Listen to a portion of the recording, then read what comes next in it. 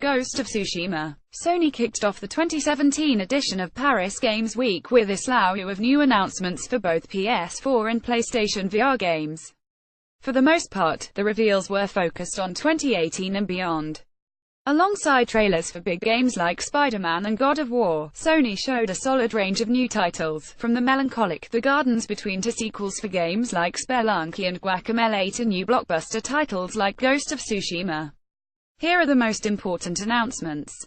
Ghost of Tsushima Sucker Punch, the studio behind the superhero series Infamous, is back with a brand new game called Ghost of Tsushima.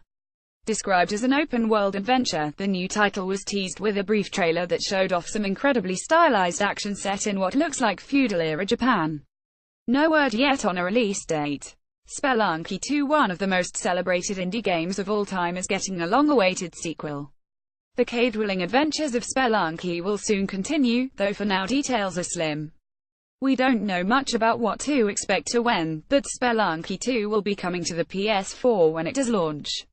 Guacamelee 2, the quirky, luchador-inspired Metroidvania Guacamelee is getting a sequel, and it's making its debut on the PlayStation 4. The side-scrolling adventure is a direct follow-up to the 2013 original, and will introduce a new threat to the very fabric of space and time, as well as much improved chicken action.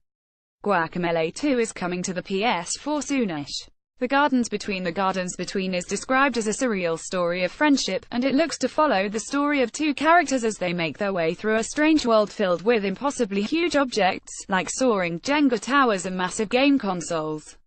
The developers say you can control the flow of time in the game, which should make for some interesting narrative puzzles. The Gardens Between is launching on PS4 sometime next year. Megalith is described as a hero shooter, think colorful team-based games like Overwatch, but the twist is that it plays out in virtual reality. The game has players controlling powerful creatures called Titans, fighting to become even more powerful gods. It doesn't look especially unique, but it certainly is pretty. You'll be able to check it out on PSVR in 2018. Final Fantasy XV Episode Ignis. The final major single-player add-on for Final Fantasy XV is on its way, and we finally have a date. Episode Ignis will debut on December 13th. The debut trailer promises plenty of story reveals, with a narrative that happens concurrently with the main game and fills in a few gaps. You also get to pilot a speedboat, and presumably learn a few more recipes. The Hong Kong Massacre. Following the recently released Ruiner, The Hong Kong Massacre is a game that looks to marry the brutal violence of Hotline Miami with a distinctly cyberpunk look and feel. We don't know much more beyond that, but you can get an early look at the top-down action in the debut trailer above. The Hong Kong Massacre is coming to the PS4 in 2018. Concrete Genie. A beautiful-looking adventure about a child exploring a world full of magic and monsters. Concrete Genie puts you in the role of a bullied teen who escapes by creating his own living landscapes. The game is coming out next year. Erica. Sony just debuted its PlayLink initiative, which allows certain PS4 games to be controlled with a smartphone. The upcoming Erica looks to be one of the more intriguing games to utilize the concept. It's a action drama where you can interact with a narrative. No word yet on when Erica will make its PS4 debut.